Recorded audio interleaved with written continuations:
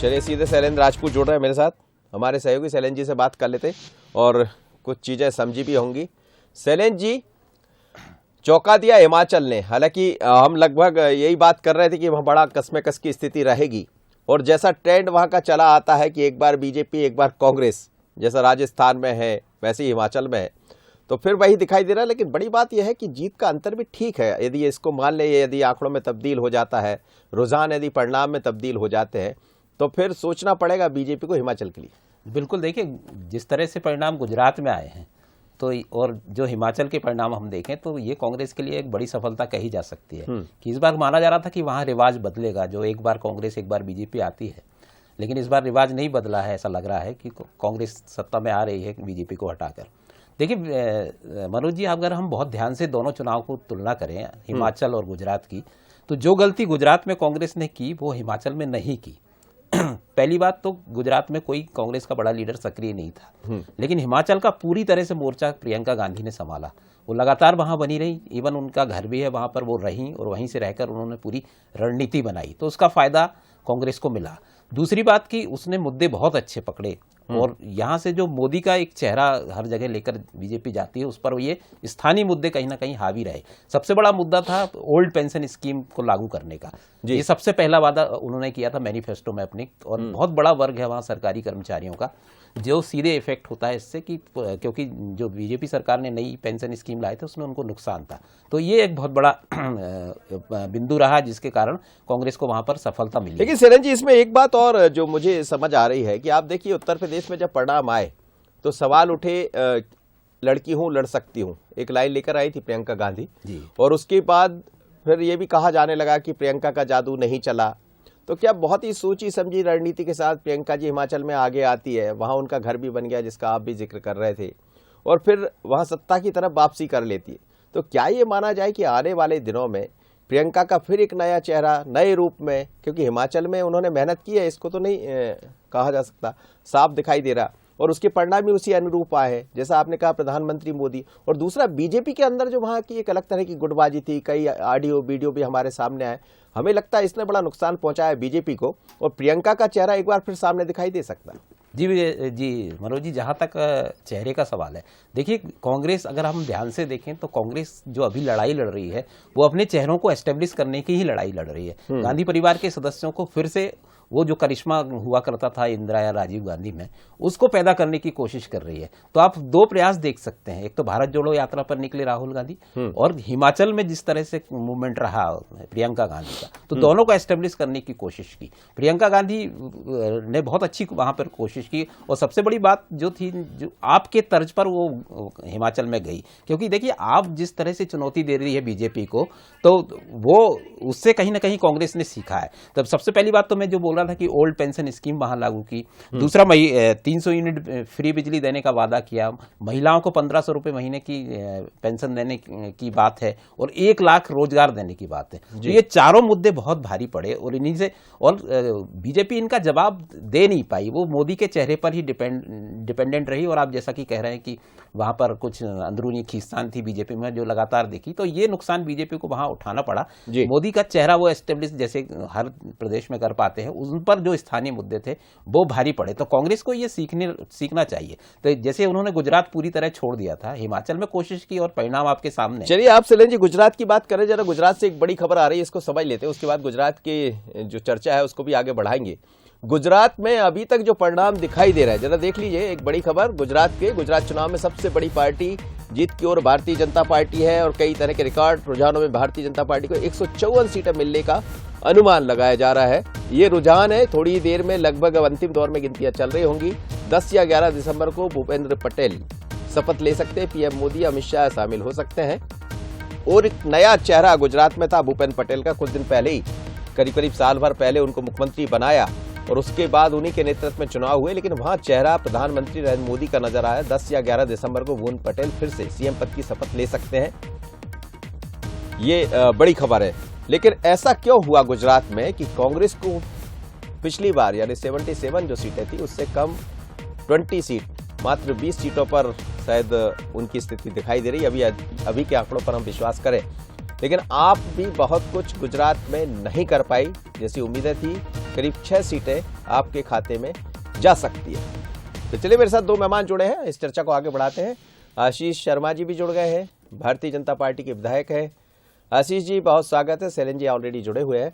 आशीष जी बधाई आपको पहले तो गुजरात को लेकर, क्योंकि गुजरात के बाद अब मध्य प्रदेश की तैयारी होगी और जिस रणनीति के साथ वहाँ भारतीय जनता पार्टी आगे बढ़ी, एक रिकॉर्ड आपने तोड़ दिया। पहले 149 कांग्रेस के समय मिला था, 149 सीट है, लेकिन उसके बाद अब पहली बार ऐसा है कि एक बड़े रिकॉर्ड को तोड़ते हुए, सारे रिकॉर्डों को ध्वस्त करते हुए 154 की तरफ बीजेपी वहाँ बढ़ रही।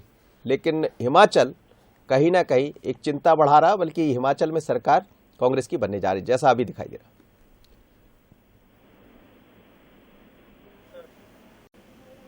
चलिए, मुझे लग रहा कि चलिए इस वक्त सुन लेते हैं कि गुजरात के रुझानों को लेकर भारतीय जनता पार्टी मध्य प्रदेश के प्रदेश अध्यक्ष बी डी शर्मा इस वक्त दिल्ली में मौजूद है और उन्होंने दिल्ली से क्या कहा है, इसका कितना असर मध्य प्रदेश में दिखाई देगा, इन नतीजों का क्या असर मध्य प्रदेश की राजनीति में नजर आएगा, क्या कहना है उनका। उन्होंने कहा है कि देश की जनता को भारी विश्वास है और नतीजे ऐतिहासिक है।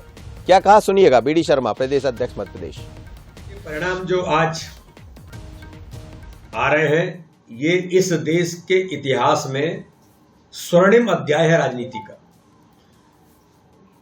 पूरे भारत के इतिहास में किसी भी राज्य में इतना रिकॉर्ड जीत मुझे नहीं लगता है कि किसी दल की हुई होगी। ये जनता का, भारत के लोकप्रिय प्रधानमंत्री, दुनिया के सर्वाधिक लोकप्रिय नेता माननीय नरेंद्र मोदी के प्रति जनता का अथाह विश्वास है। मोदी जी के गुड गवर्नेंस और विकास को जनता ने समर्थन दिया है गुजरात के अंदर। गुड गवर्नेंस की जीत है, जैसा बता रहे हैं प्रदेश अध्यक्ष बी डी शर्मा, और उनके विकास की जीत है। और जिस तरह से एक चेहरा प्रधानमंत्री नरेंद्र मोदी का उभरा है, वो शायद नजर आ रहा है कि 154 सीटों पर उन्होंने कहा है कि एक नया इतिहास रच दिया भारतीय जनता पार्टी ने। आशीष जी मेरे साथ जुड़े। आशीष जी, मेरा सवाल आपने सुना था, जवाब दीजिएगा।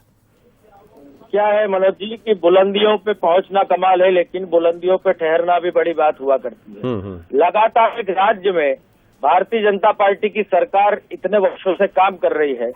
गुजरात के गौरव और अब पूरी दुनिया में भारत का चेहरा माननीय नरेंद्र मोदी जी ने जिन कामों की शुरुआत गुजरात से की थी, एक समय में गुजरात को सांप्रदायिक हिंसा के नाम पर बदनाम किया गया। अमेरिका जैसे देशों ने हमारे माननीय प्रधानमंत्री, तत्कालीन मुख्यमंत्री जी को वीजा तक नहीं दिया और पूरी दुनिया में गुजरात के गौरव को कलंकित करने का प्रयास विपक्षी दलों ने किया। गुजरात में जो समृद्ध प्रदेश है, जहां पर एक आध्यात्मिक उदय पूरे भारत में जितने भी बड़े बड़े संत महर्षि हो रहे हैं, गुजरात का उसमें एक प्रमुख स्थान है। ऐसे गुजरात को विकास के मॉडल के रूप में माननीय नरेंद्र मोदी जी ने प्रस्तुत किया और लगातार भारतीय जनता पार्टी की सरकार इस बार भी प्रचंड बहुमत के साथ हमारे गुजरात में बन रही है। ये हम सब लोगों के लिए एक बहुत बड़े गौरव का विषय है जी। और मैं मानता हूँ विपक्ष और जितने भी आक्रमण इस चुनाव में हमने झेले हैं, उन सबका सटीक प्रत्युत्तर गुजरात की जनता ने दिया है। जी जी, लेकिन क्या अब ये जिस रणनीति के साथ आप गुजरात में बढ़े, क्या यही रणनीति मध्य प्रदेश में भी दिखाई देगी? देखिए, भारतीय जनता पार्टी का संगठन, इलेक्शन मैनेजमेंट, रणनीतिकार, हमारे सब बूथ स्तर के कार्यकर्ता को साथ लेकर लगातार काम करते हैं और इसलिए मध्य प्रदेश भी विकास का एक मॉडल है। माननीय शिवराज सिंह चौहान जी ने विकास के लिए कई नई सारी योजनाएं इस प्रदेश से जो लॉन्च की, जिन्होंने राष्ट्रीय और अंतर्राष्ट्रीय स्तर पर ख्याति प्राप्त की। लगातार इस विकास को आगे बढ़ाते हुए विकसित मध्य प्रदेश का सपना हमने साकार किया है और अब आने वाले चुनाव समय में जिन राज्यों के चुनाव होना है, उसमें छत्तीसगढ़, मध्य प्रदेश, राजस्थान भी है। हम मध्य प्रदेश भी अच्छे बहुमत के साथ पुनः सरकार बनाने में कामयाब होंगे। जो विपक्ष एक समय कहा करता था कि भारतीय जनता पार्टी सरकार नहीं चला सकती, उनको हमने सरकार चलाकर भी और एक अच्छी सरकार। लेकिन वो हिमाचल का रिवाज आप नहीं बदल पाए। देखिए, हिमाचल प्रदेश में निश्चित ही हम कुछ सीटों से पीछे रह गए हैं, लेकिन मैं ऐसा मानता हूं हर राज्य की अपनी परिस्थितियां होती है, हर राज्य का एक अपना पैटर्न होता है। हिमाचल प्रदेश में हम अगर थोड़े से अंतर से चूके हैं तो उसके कारणों की भी हम समीक्षा करेंगे, लेकिन गुजरात की जीत वास्तव में अपने आप में अद्भुत है।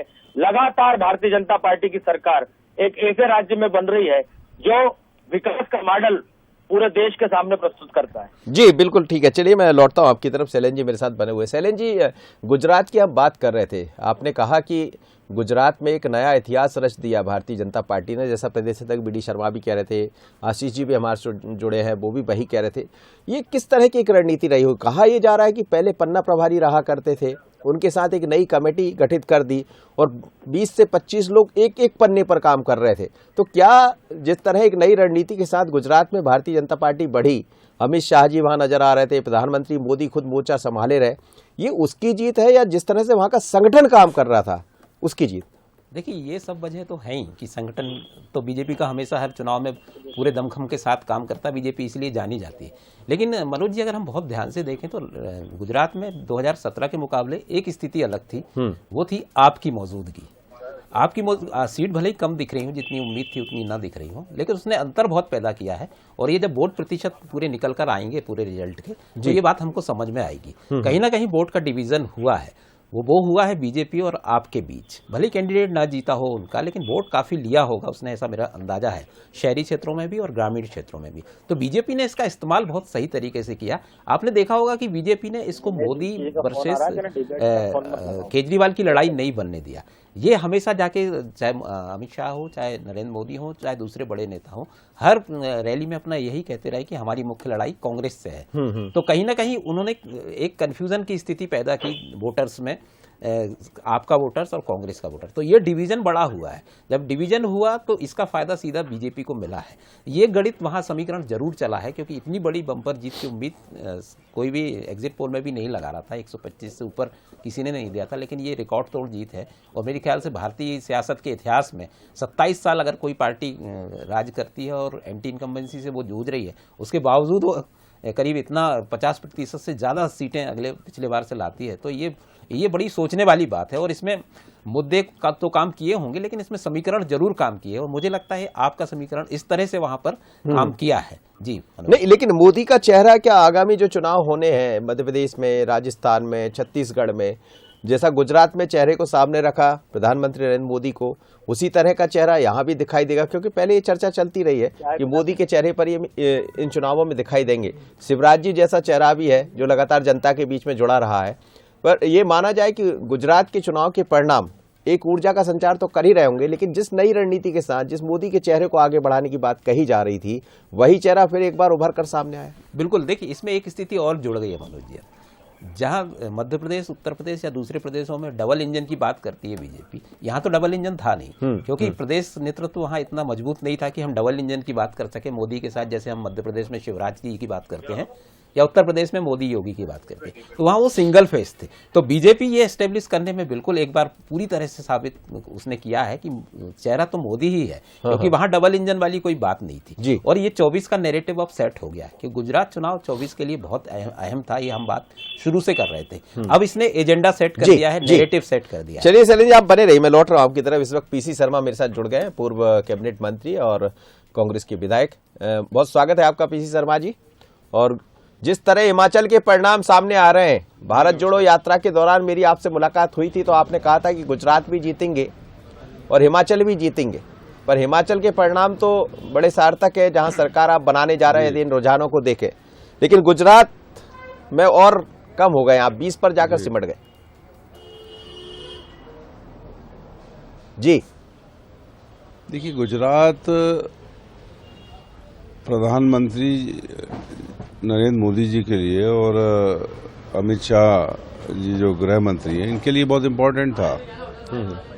और सालों, मतलब न जाने कितने दिन, महीनों उन्होंने वहाँ पे जाके कैनवासिंग की, छोटे छोटे इवेंट किए। मतलब ये अगर पिछला 1-2 महीने उठा के देख लें तो मैक्सिमम टाइम उन्होंने गुजरात में बिताया है। तो इससे पता लगता है कि वो कितने डरे हुए थे।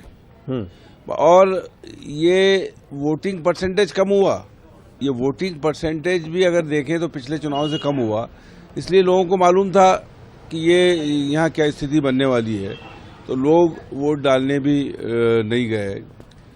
लेकिन हिमाचल प्रदेश में कांग्रेस की जीत अच्छे से हुई है जी।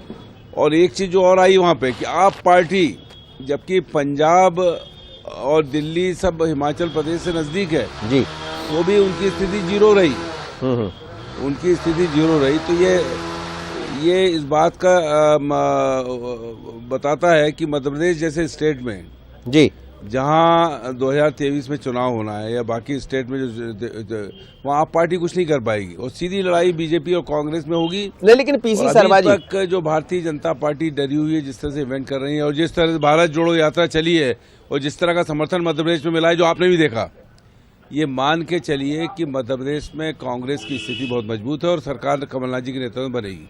नहीं, लेकिन पीसी शर्मा जी, जिस गुजरात की आप बात कर रहे हैं कि वहां उन्होंने 2-2 महीने का समय दे दिया, आप लोग क्यों नहीं जा पाए? कहाँ, किसने रोका था आप लोग को जाने के लिए? 77 थी और बढ़ा लेते और मेहनत कर लेते। भारत जोड़ो यात्रा चल रही थी। अब कहा यह भी जाएगा कि भारत जोड़ो यात्रा के बहुत ज्यादा परिणाम, हालांकि गुजरात से आपका कोई लेना देना नहीं था, लेकिन कहीं ना कहीं जोड़कर देखा जाएगा राहुल गांधी वर्सेस नरेंद्र मोदी को।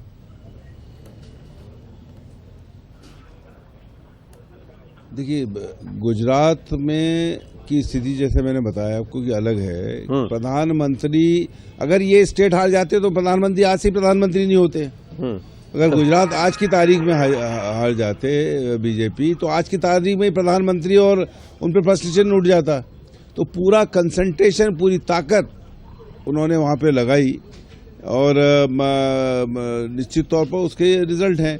ये तो पिछली बार भी उन्होंने लगाई थी। कांग्रेस ने मैदान क्यों छोड़ दिया था? कांग्रेस की स्थिति बहुत मजबूत रही थी वहां पर जी। नहीं, कांग्रेस ने मैदान कभी नहीं छोड़ा। कांग्रेस का एक वर्कर वहां पे लगा हुआ था और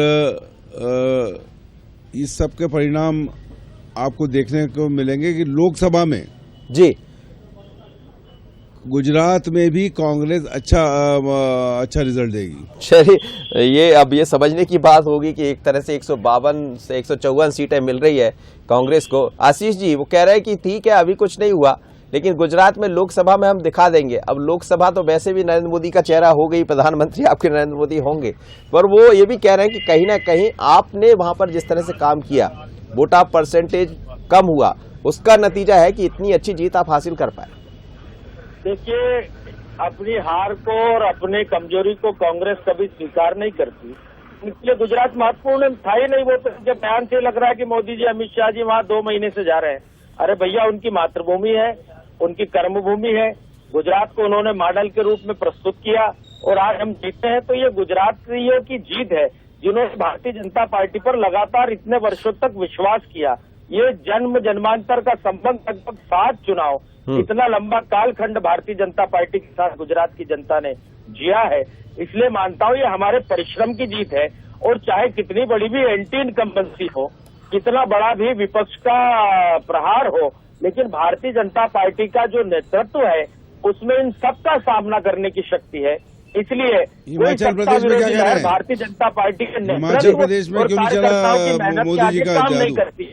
वो कह रहे हैं हिमाचल में क्यों नहीं चला मोदी जी का जादू? मोदी जी का जादू हिमाचल प्रदेश में क्यों नहीं चला? देखिए, हिमाचल प्रदेश में कोई हमारी इतनी बड़ी हार नहीं हो रही है। हम आपसे थोड़ा सा ही पीछे हैं और वहां के हार के कारणों की भी हम समीक्षा करेंगे। निश्चित ही हिमाचल प्रदेश जैसा जो उत्तर भारत का एक राज्य है, जहां भीषण सर्दी के बीच में इस समय चुनाव हुए हैं, वहां भी हम किन कारणों से पीछे रहे हैं आपसे इस पर विचार करेंगे। लेकिन आपको भी ज्यादा खुश होने की आवश्यकता नहीं है। गुजरात का ढिढोरा आप पूरी दुनिया में पीटते थे। गुजरात के नाम पर मोदी अमित शाह को बदनाम करते थे। आज गुजरात की जनता ने आपको उत्तर दिया है कि आप समझ जाइए, गुजरात के विकास को और भारत के विकास को और मोदी और शाह जी के नेतृत्व को पूरी गुजरातियों ने स्वीकार किया है और पूरे भारत ने मान्यता दी है।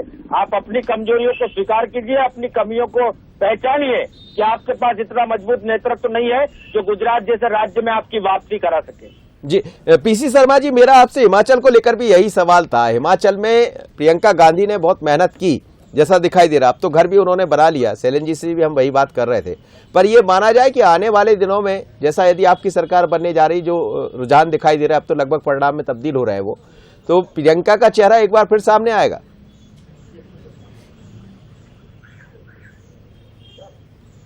नहीं, वहाँ तो विधायक दल की बैठक होगी, जो भी होगा वो मुख्यमंत्री बनेगा।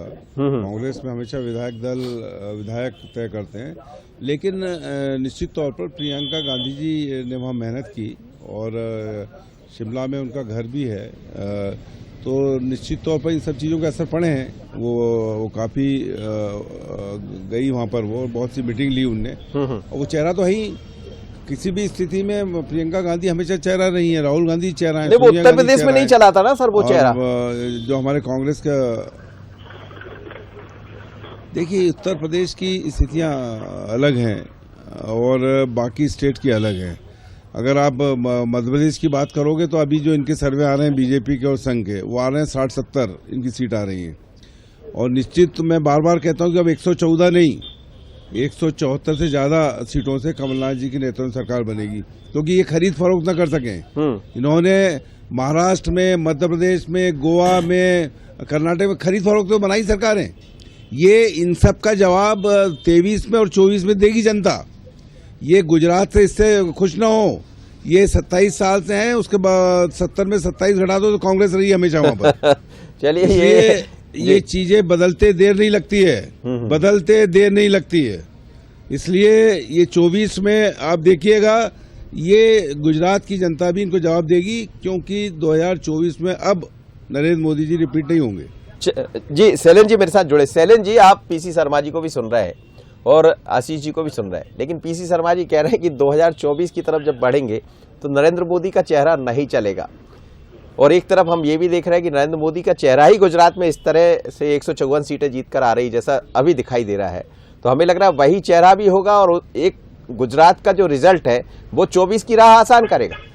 बिल्कुल, देखिए गुजरात से जो नैरेटिव निकला है उसको 2024 तक बीजेपी किसी भी तरह बनाए रखने की कोशिश करेगी। वो मोदी के चेहरे पर ही जाएंगे, ये निश्चित है। और जिस तरह के परिणाम गुजरात से निकले हैं, इतनी ऐतिहासिक जीत हुई है, तो ये कहना तो बड़ा मुश्किल है कि मोदी का चेहरा नहीं होगा। लेकिन ये है कि दूसरी चीज़ें भी चलेंगी प्रदेश में, क्योंकि अभी 1 साल बाकी है, कांग्रेस प्रयास कर रही है।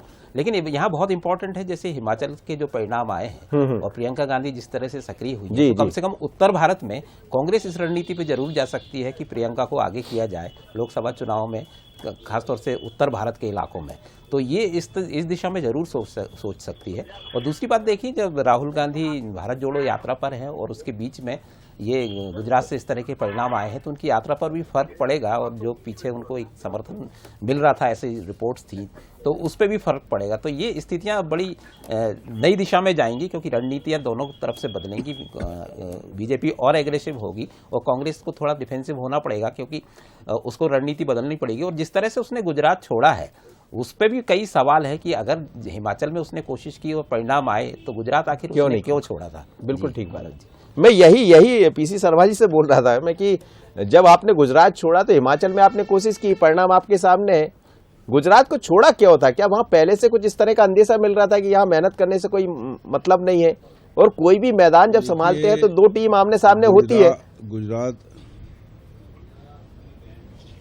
गुजरात कभी नहीं छोड़ा कांग्रेस ने। कांग्रेस का पूरा वर्कर वहां पूरी ताकत से लगा रहा और सभी नेता वहां पे लगे रहे। अब ये 85 की बात करें तो 150 सीट आई थी कांग्रेस की, उसके बाद स्थितियां बदली, तो ये स्थिति भी बदलेगी। अब आगे चल के ये आएंगे 18 पे, काफी हो गया इनका। और मैं बता रहा हूं कि लोकसभा में आपको रिजल्ट अलग दिखेंगे, लोकसभा में रिजल्ट अलग दिखेंगे। अभी तो प्रधानमंत्री और गृह मंत्री ने एक ही जगह कंसेंट्रेट किया।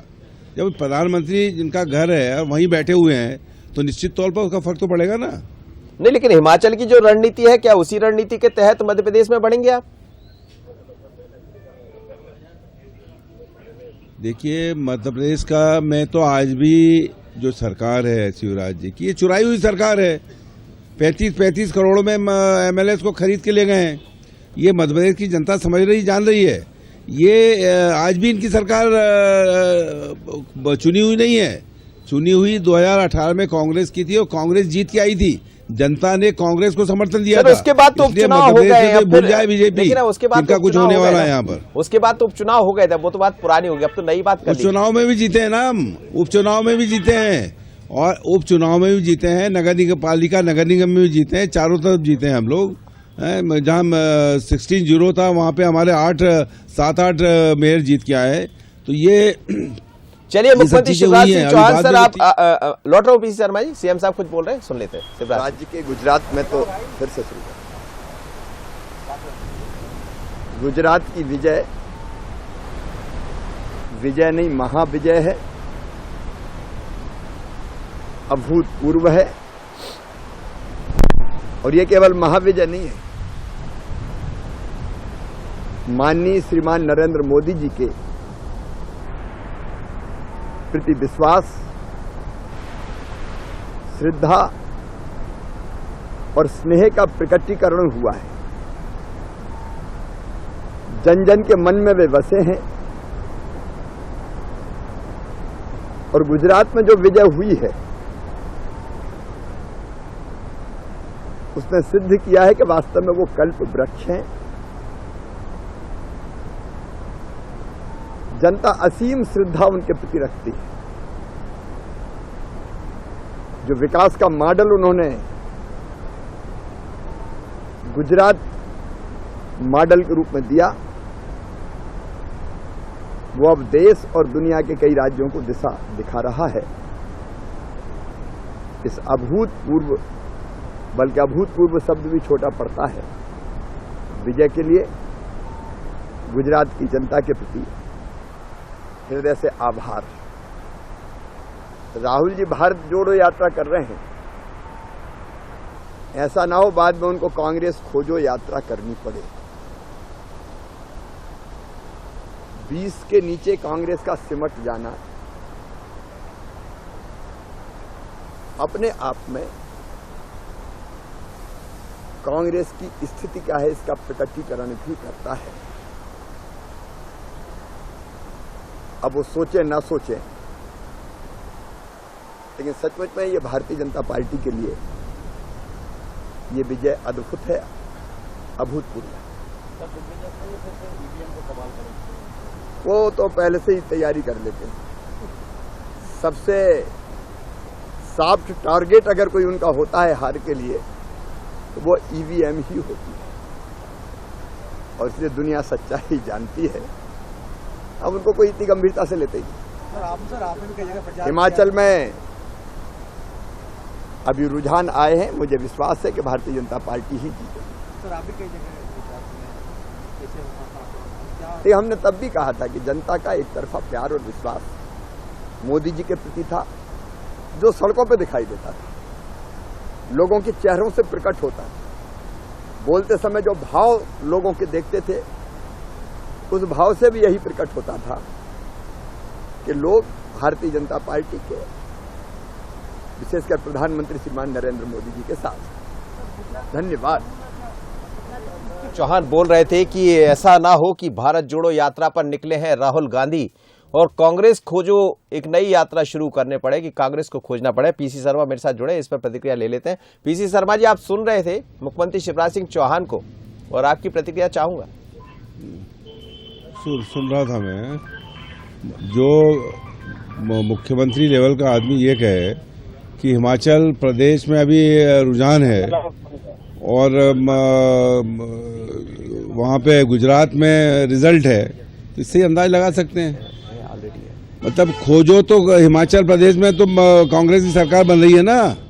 अरे आप वहाँ भी हार रहे हो, यूपी के अंदर संसद की सीट हार रहे हो, तो अब आप अब ऐसा लग रहा है कि नरेंद्र मोदी जी केवल गुजरात के नेता रह गए, देश से कोई लेना देना नहीं। जब भाई हिमाचल प्रदेश में क्यों नहीं फर्क पड़ा, यूपी की लोकसभा सीट क्यों नहीं जीत पाए, तो ये सब गणित हैं इनके। कांग्रेस मैं जवाब ले लेता हूँ। आशीष जी, सीट से वहाँ जीती थी और बाद में कम होती आशीष गई। जी, हाँ हेलो कुछ कह रहे थे PC Sharma. Hello, PC Sharma ji को सुना आपने? हाँ सुना मैंने पीसी शर्मा। वो कह रहे जी को। गुजरात तक के रह गए नरेंद्र मोदी। देखिए, नरेंद्र मोदी जी तो अब सर्वकालिक नेता हो गए। भारतीय जनता पार्टी के नरेंद्र मोदी जी के कद का कोई नेता कांग्रेस और विपक्षी दलों में नहीं है, इसलिए उनको आत्मचिंतन करना चाहिए कि इतनी पुरानी कांग्रेस आज तक उनके कद का कोई नेता अपने आप पैदा नहीं कर पाई। और जहां तक राहुल गांधी प्रियंका, ऐसा था तो हिमाचल प्रदेश में राहुल क्यों हार गांधी गए? प्रियंका की तो अलग अलग राज्यों में हिमाचल प्रदेश में क्यों हार गए? टेस्ट असफल सिद्ध हुआ, उनका टेस्टिंग में फेल हो गए, और इसलिए अब उनको इंतजार करना होगा कि कांग्रेस में कोई नई पीढ़ी आए। नरेंद्र मोदी जी का असर है तो हिमाचल प्रदेश क्यों हार गए? आशीष जी, ये तो बता दो। अरे हिमाचल प्रदेश में हम थोड़े अंतर से आपसे पीछे हैं, अंतिम परिणाम आने दीजिए। लेकिन गुजरात में आप 7 बार चढ़ाई करने का प्रयास किया अंतिम आपने। परिणाम हर इसका बार फिसल के नीचे आ गए। अंतिम परिणाम गुजरात का भी आने उत्तर दीजिए। प्रदेश से अभी भी लेकर उम्मीदें हैं। अंतिम गुजरात परिणाम तक। गुजरात का भी आने दीजिए। वो कह रहे हैं अंतिम परिणाम आने दीजिए, गुजरात का अभी भी उम्मीद अंतिम है। परिणाम गुजरात का भी आने दीजिए, जैसे हिमाचल प्रदेश का। सही बात है, आप ईवीएम पर ठीकरा फोड़ते रहिए, अपनी गलतियों को स्वीकार मत कीजिए। चाल और चरित्र और चेहरा सब बदलना पड़ेगा, तब कांग्रेस का कुछ उद्धार हो सकता है। चाल, चरित्र, चेहरा तीनों बदलना पड़ेगा आपको, क्योंकि कांग्रेस के इन तीनों चीजों में जनता का विश्वास समाप्त अरे हो चुका कोई है। 3500 किलोमीटर की और- यात्रा कर ले, कोई भारतीय जनता पार्टी का नेता, या तो महात्मा गांधी ने की थी या राहुल गांधी कर रहे हैं, और अपार अरे वो- समर्थन मिला है मध्य प्रदेश के अंदर। ब्रांडिंग अपार करने की समर्थन मिल यात्रा रहा है साउथ ब्रांडिंग में, करने की। अपार समर्थन मिल रहा है राजस्थान में। महात्मा अरे महात्मा गांधी की यात्रा से तुलना मत पद कीजिए, यात्रा पीसी करो। शर्मा जी।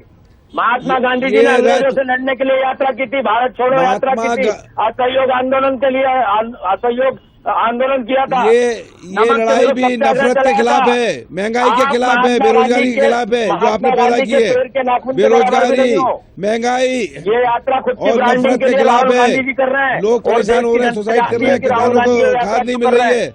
किसानों को खाद नहीं मिल रही है, बिजली नहीं मिल रही है, ये सब मामले हैं। इन सब के खिलाफ है ये यात्रा, और इसीलिए जन समर्थन मिल ये रहा तो है। जनता जानती है, खाद कौन नहीं दे पाया था, बिजली कौन नहीं दे पाया था। आपके समय के जनरेटर लोगों के घरों में पड़े हैं अभी भी, देख लीजिएगा। अरे ये चलिए। खरीदी हुई चुराई हुई सरकार है ठीक है। मध्य प्रदेश की, याद जी। रखो इस बात का। ये तो उपचुनाव में जनता ने बता दिया आपको, उपचुनाव में जनता ने बता दिया कौन सी चुराई हुई अरे सरकार काहे थी। का उपचुनाव में यहाँ बता से दिया? वापस से ये चुनाव जीत कर उपचुनाव आए से हैं। क्या लेना देना? ये क्यों नहीं लेना देना? 35 क्या करोड़ जनता रुपए ने में वोट विधायक नहीं किया खरीद उसमें? लिए, क्या उपचुनाव 35 विधायक करोड़ बनते में, नहीं आए? 35 इतना मात्रा करोड़ में चाहिए। विधायक खरीद लिए। इतना मात्रा और मध्य चाहिए प्रदेश बस नहीं, लड़ने का, ये जनता गोवा से में बीच हुआ, जाने का। ये महाराष्ट्र में हुआ, ये महाराष्ट्र में हुआ, ये अपने नेतृत्व की कर्नाटक कमियों में को हुआ। स्वीकार करते कब तक नहीं। खरीद फरोख्त करते इसलिए रहोगे? भारतीय जनता पार्टी कब तक पर जन जोर आदेश है। को खरीदोगे? कब तक आप जन अपने आदेश को नेताओं को संभाल खरीदोगे? नहीं पाते, उनकी सुनवाई अरे नहीं ये कर पाते, उनका लोकतंत्र सम्मान है, नहीं ये रख पाते। खरीद फरोख्त नहीं चलती। और चलिए। वो भारतीय जनता पार्टी में आ जाते हैं तो आप फिर हमारे ऊपर अरे पूरा आप वो भारतीय गुस्सा जनता निकालते पार्टी हो। के 50-50 भारतीय जनता पार्टी के 50-50 साल के नेताओं को घर बिठा दिया, जो मंत्री चलिए सर, मैं लौटता हूं। घर बैठे हुए हैं, वो मैं एमएलए लौटता हूं। सीनियर शैलेंद्र बैठे जी, हुए हैं। शैलेंद्र जी, ये स्थिति है आपकी। मुझे लग रहा है शैलेंद्र जी, हमारी पार्टी में सबके पास काम है, घर तो कांग्रेस को बिठा रहे हैं हम। जय शैलेंद्र जी, मुझे लग रहा है अरे घर पे बैठे हुए मैं पूरे नेताओं से मिलता हूँ, रो रहे हैं बेचारे सीनियर नेता। अरे जो आपके 8-8 पास 10-10 आते बार होंगे। के विधायक हैं, उनको आपके घर बिठा पास आते दिया होंगे। हैं, जो आपके पास 50-50 आते साल होंगे। से काम कर रहे हैं। 50 अरे आपके आ पास- रहे हैं, मिलते हैं, आपके बातचीत पास होती है, आके कहते होंगे। बातचीत होती है, मिलते हैं। शैलेंद्र जी, जी अरे ये इस चुनाव में 2023 मुझे लग रहा है शैलेंद्र जी 2023 आ गया। कैलकुलेशन कर लेना, देख लेना, 50-60 से ज्यादा बिल्कुल। सीट नहीं आएगी। कल भी हमारा था, आज भी हमारा है, और आने वाला भविष्य भी मध्य प्रदेश में भाजपा का ही किसका होगा। रहेगा शैलेंद्र जी ये आने बात वाला नोट कर भविष्य? लीजिए। मुझे लग रहा है कि 23 के चुनाव शुरू हो गए। देखिए गुजरात, हिमाचल तो अब लगभग रिजल्ट कल करते रहोगे और सब निपट जाएगा। जी शैलेंद्र जी, तो शैलेंद्र जी। बिल्कुल मनोज जी, जो मैं कह रहा था कि अब ये बहस बहुत तेज होगी। हाँ। लेकिन देखिए इस चुनाव परिणाम को, जैसे पीसी शर्मा जी कह रहे थे कि बीजेपी को ये तो देखना होगा कि गुजरात में उसको बहुत बड़ी जीत मिली है, इसलिए उस तरफ ध्यान नहीं जा रहा है। उसने 2 दिन में 2 स्टेट खोए हैं, एमसीडी स्टेट नहीं, एक स्टेट और एक नगर पालिका, ठीक बात। महानगर पालिका। तो इसमें देखिए एमसीडी खोई उन्होंने, क्योंकि दिल्ली जैसी एमसीडी जो देश की सबसे बड़ी नगर निगम कह सकते हैं जिसको, वहाँ पे स्थानीय मुद्दों पर चुनाव हुआ तो परिणाम बीजेपी के पक्ष में नहीं आए। और हिमाचल में भी स्थानीय मुद्दों पर चुनाव नहीं, हुआ मैनपुरी भी तो- खो दी भारतीय जनता हाँ, पार्टी ने। तो ये जहाँ स्थानीय मुद्दे जब चलते छत्तीसगढ़ हैं- भी खो दिया, ऐसा है, मतलब ये बात सच है जी। हाँ, तो बीजेपी को ये तो सोचना पड़ेगा। आज भले ही वो उत्साहित हो गुजरात के बहुत अच्छे परिणाम को लेकर, लेकिन कल परसों से वहां पर भी ये मनन शुरू हो जाएगा, क्योंकि बीजेपी बहुत ये दिल्ली लफ्ज़ है पूरे देश की। एनालिसिस करती है।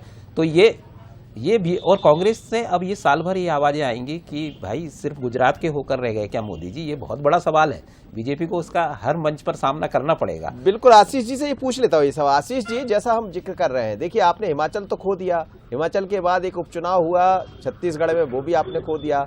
मैनपुरी में आप, उत्तर प्रदेश में आपकी सरकार है, वहां पर डिम्पल चुनाव जीत गई जैसी खबरें आ रही है। तो ओवरऑल जितने उपचुनाव हुए हैं वहां पर आप कुछ नहीं कर पाए। राजस्थान से भी यही खबर है, एक सीट पर और वहां पे दिल्ली दिल्ली दिल्ली और दिल्ली की भी बात कीजिए। दिल्ली एमसीडी भी आपने खो दी है, दिल्ली की तो भी विचार बात तो कीजिए, करना दिल्ली। पड़ेगा।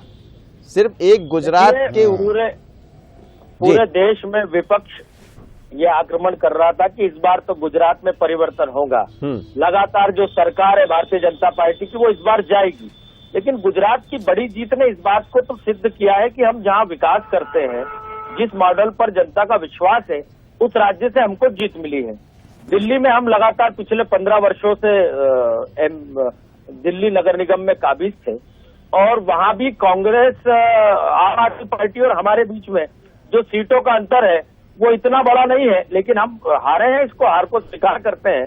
स्थानीय मुद्दों का चुनाव था, हो सकता है हमारे जो पार्टी का काम है वो हम जनता तक पहुंचाने में सफल नहीं हो पाए, लेकिन चाहे उत्तर प्रदेश का मैनपुरी का हो, छत्तीसगढ़ का हो या जहां भी चुनाव हुए वहां के परिणाम हो, ये हमको निराश नहीं करते। कई जगह रहता है प्रत्याशी चयन से लेकर जनता तक अपनी बात पहुंचाने का जो तरीका है वो ठीक नहीं होता, इस कारण हम हार जाते हैं। ठीक है सर, लेकिन हार जीत सब स्वीकार है, पर आज गुजरात का जो जश्न है, गुजरात की, चलिए सर, गुजरात का जश्न आप मनाते रहिए और आप बने रहिएगा। लेकिन इस वक्त बड़ी खबर भानु प्रतापपुर से आ रही है। भानु प्रतापपुर छत्तीसगढ़ विधानसभा उपचुनाव के 10वें राउंड की गिनती खत्म हो गई है। भारतीय जनता पार्टी को 17,897 मत मिले, कांग्रेस को 33,823 और आदिवासी समाज को 16,650। कांग्रेस प्रत्याशी सावित्री मडावी 15,926 वोटों से आगे दिखाई दे रही है।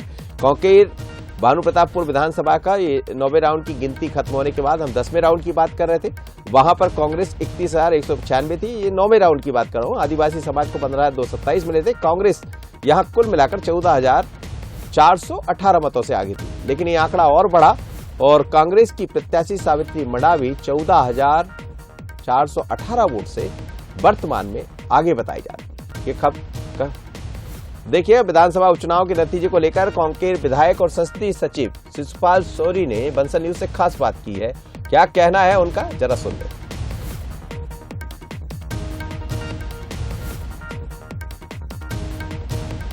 शिशुपाल सौरी क्या कह रहे हैं, सुन लेते हैं।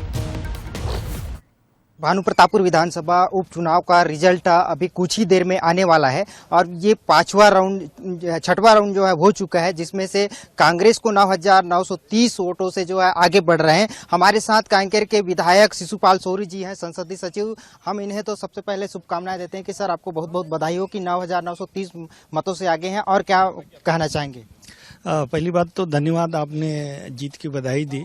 और जिस हिसाब से हमारा जो अंतर है, जीत का अंतर बढ़ते जा रहा है, उस हिसाब से मैं दावे के साथ कह सकता हूं कि हम पिछले बार के रिकॉर्ड को तोड़ेंगे। और पिछले बार लगभग 28,000 मतों से हम लोग विजयी हुए थे, मनोज मंडावी जी, और इस बार हम लोग 30,000 से भी अधिक मतों से विजयी होंगे।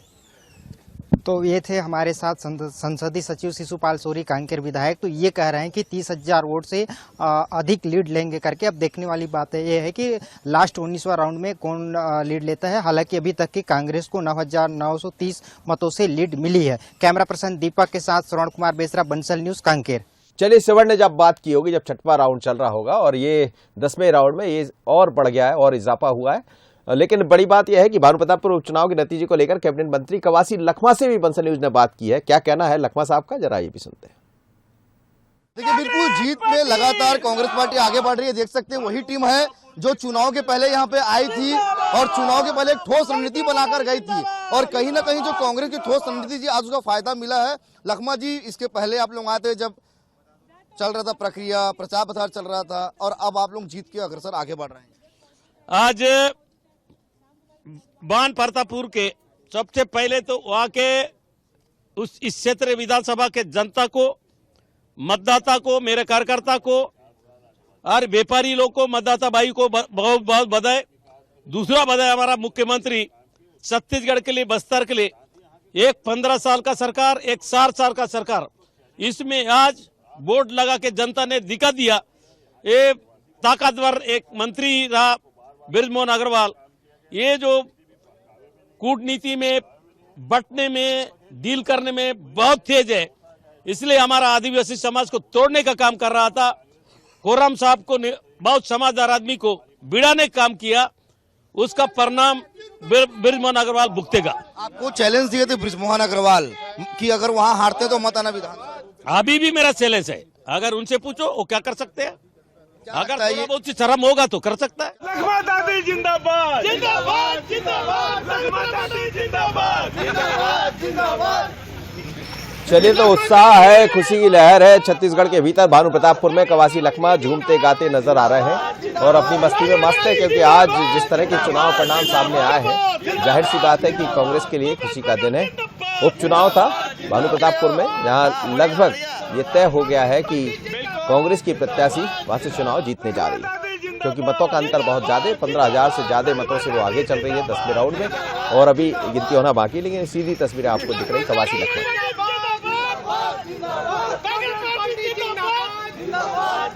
एक अंतिम प्रतिक्रिया ले लेते हैं। शैलेंद्र राजपूत मेरे साथ जुड़े हैं। आखिर ओवरऑल हम चुनाव को लेकर बात करें तो क्या दिखाई दे रहा है? हम गुजरात की बात कर रहे थे, हिमाचल की बात कर रहे थे, बात भानु प्रतापपुर की कर रहे थे, लेकिन शैलेंद्र जी, एक अंतिम प्रतिक्रिया यही है कि अब तैयारी 2023 की है, क्योंकि गुजरात ने साफ कर दिया है कि नरेंद्र मोदी का चेहरा होगा, लेकिन कुछ जगह चिंताएं भारतीय जनता पार्टी के भीतर बड़ी होगी, क्योंकि आने वाले दिनों में बीजेपी के भीतर भी चुनाव होना है, संगठन के चुनाव भी होना है। राष्ट्रीय अध्यक्ष जेपी नड्डा साहब है, अभी जनवरी में कार्यकाल, जो मेरी जानकारी शायद अंतिम दौर में चल रहा है, और उसका असर तो कहीं नहीं दिख जाएगा, क्योंकि हिमाचल में हार का सामना करना पड़ा, और अब तो जीत का अंतर भी हम देख रहे हैं, करीब करीब 10-11 सीटें ज्यादा ली है कांग्रेस। देखिए मनोज जी, बिल्कुल बीजेपी ऐसी पार्टी है जो लगातार चीज़ों से, परिणामों से सीखती रहती है, और आप निश्चित तौर पे मानिएगा कि ये जो गुजरात के चुनाव हुए, जो परिणाम वहाँ से आए, उसमें जश्न तो मनेगा, पर लेकिन बहुत लंबा जश्न नहीं मनेगा। और कल से ही बीजेपी इस तैयारी में लगेगी कि हिमाचल में क्या हुआ, दिल्ली में क्या हुआ, या उपचुनावों में क्या हुआ। तो ये बीजेपी और कांग्रेस में यही अंतर होता है। और लेकिन आप ये तय मानिए कि एक नैरेटिव गुजरात ने जरूर सेट किया है 2024 के लिए, लेकिन एक मैसेज ये भी है कि बीजेपी को और भी दिशाओं में सोचना होगा। सिर्फ मोदी के चेहरे के साथ आगे बढ़े ऐसा नहीं है, स्थानीय मुद्दों में आखिर वो क्यों, कहाँ उससे गलती होती है, ये जरूर सोचने वाली बात है, और ये मेरे ख्याल से बॉटम लाइन इस चुनाव की है। जी चलिए, बहुत धन्यवाद, आप मेरे साथ जुड़े। और ये बात बिल्कुल सच है कि आने वाले दिनों में और भी चुनाव होना है। अब बात छत्तीसगढ़ की है, राजस्थान की है, मध्य प्रदेश की है, लेकिन कहीं ना कहीं भारतीय जनता पार्टी यदि गुजरात को लेकर उत्साहित है, खुशी से फूली नहीं समा रही, तो इस बात पर भी विचार करना होगा कि हिमाचल में क्या हुआ, छत्तीसगढ़ की एक सीट खोदी उसमें क्या हुआ, मैनपुरी में यदि सपा जीत गई तो फिर क्या हुआ। ऐसी तमाम तरह की चीजें हैं, लेकिन बीजेपी हमेशा सबक भी लेती है, समीक्षा भी करती है, पर कांग्रेस को भी समीक्षा और सबक की जरूरत है। मुझे दीजिए इजाजत, बने रहिए बंसल न्यूज पर, आगे भी चर्चा जारी रहेगी। नमस्कार।